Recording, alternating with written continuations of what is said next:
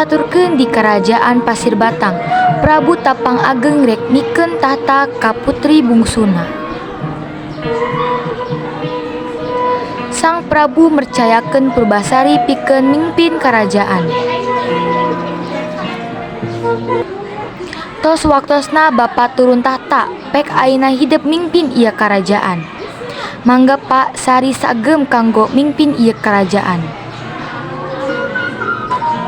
Ngadenge kitu Purbararang si putri Cikal asa kadunghak amarahna teu katahan.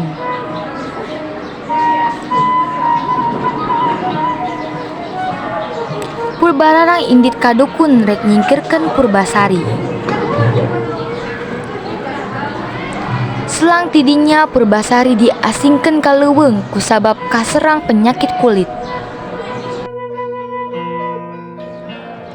Dina hiji waktu Purbasari papanggih jeung lutung anu hayang nginum. Tuluy wae si lutung teh dibere nginum ku si Purbasari.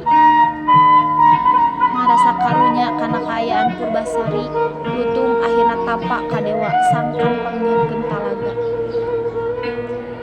Purbasari cager tina panyakitna, aranjeunna tuluy balik ka karajaan.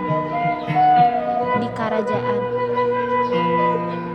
Purbararang teu tarima Purbasari cager.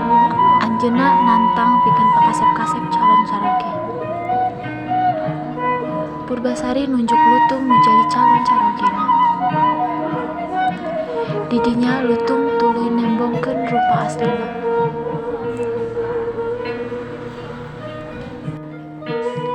Akhirna Purbasari hirup bagja jeung carogina, sedangkan Purbararang menang hukuman tina paripola nu geus dipigawe.